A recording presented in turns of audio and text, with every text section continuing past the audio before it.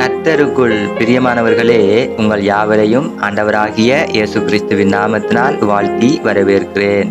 இன்றைக்கு தேவனுடைய பிள்ளைகள், நீங்க யாரெல்லாம் கர்த்தருக்காக காத்திருக்கிறீங்க? கர்த்தருக்காக காத்திருக்கிற பொழுது அவர் எங்களுக்கு தரமானதை தருகிறார்.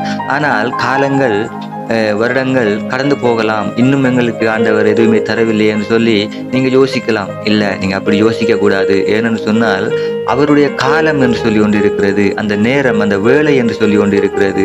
அந்த காலம், அந்த வேலையின் படிதான், அந்த நேரத்திலே தான் ஆண்டவர் உங்களுக்கு காரியங்களை வாய்க்க பண்ண போகிறார். அந்த நேரத்தில் தான் ஆண்டவர் உங்களை பயன்படுத்த போகிறார். அப்ப நாங்க இப்போது ஓடிக்கொண்டு இருக்கிறது எல்லாமே எங்களுடைய மாமிச சிந்தையில் நாங்கள் ஓடிக்கொண்டு இருக்கிறோம். இது கர்த்தருக்கு சித்தமில்லாத காரியம். நாங்க இப்போது செய்கிற ஊழியங்கள் கூட கர்த்தருக்கு சித்தமில்லாதது. அப்ப அவர் அந்த ஏற்ற காலம், அந்த ஏற்ற நேரத்திலே தான் எங்களை உயர்த்துகிறார். அப்ப அவருடைய அந்த காலம், அந்த ஏற்ற நேரம் வர வேண்டும், அந்த வேலை வர வேண்டும். அப்ப நாங்க வேதத்திலே இருந்து பார்க்கிற பொழுது ஏசாயா 40ஆம் அதிகாரம் 31வது வசனத்திலே நாங்கள் பார்க்கிற பொழுது, கர்த்தருக்கு காத்திருக்கிறவர்களோ புது பலனடைந்து கழுகுகளைப் போல சட்டைகளை அடித்து எழும்புவார்கள். அவர்கள் ஓடினாலும் இளைப்படையார்கள், நடந்தாலும் சோர்ந்து போகார்கள். ஹல்லேலூயா. அப்ப நாங்க கர்த்தருக்கு காத்திருக்க வேண்டும். அப்ப கர்த்தருக்கு காத்திருக்கிற நாங்க அந்த கழுகுகளுக்கு ஒப்பாயிருக்கிறோம். அந்த கழுகுகளை பார்த்தீங்கன்னு சொன்னா அது இளைப்படையாதான், அது களைப்படையாதான். அது எவ்வளவு பறக்குது பாருங்க இந்த வானத்துல. அப்ப அது இளைப்ப அடையதில்லை அது. அப்ப அதை போலதான் நாங்க கர்த்தரை காத்திருக்கிற நேரம் எங்களுக்கு எந்த ஒரு சோர்மையும் வராது. நாங்க பலன் அடைந்து கொண்டே இருப்போம். ஆண்டவர் எங்களை பலப்படுத்தி கொண்டே இருப்பார். ஆனா நாங்க இப்போது ஓடிக்கொண்டிருக்கிறது மாமிசத்துல. அப்ப மாமிசத்துல நாங்க ஓடுகிற பொழுது நாங்க சோர்ந்து போயிடுவோம். ஒரு குறிப்பிட்ட தூரத்துக்கு நாங்க போகிற பொழுது நாங்க சோர்ந்து போயிடுவோம். அப்ப நாங்க இடையில நின்றுவோம்.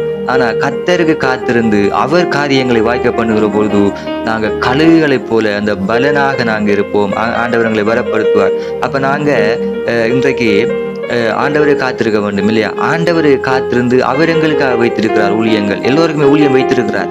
அவர் சும்மா எங்களை அழைக்கல. அந்த ஊழியங்களை நாங்கள் மாமிசத்துல செய்து கொண்டிருக்கிறோம். ஆண்டவருடைய வருகை வந்து விட்டது, எல்லோரும் ஊழியம் செய்யுங்கன்னு சொல்லி நாங்க எல்லோரையுமே அழைக்கிறோம். ஆனால் அது தவறு. ஆண்டவருடைய காலம் பெற வேண்டும். ஏனென்று சொன்னால், ஆண்டவராக இயேசு கிறிஸ்து ஒரு கல்யாண வீட்டுக்கு போயிருந்த போது அங்கே திராட்சை ரசம் குறைந்து விட்டது.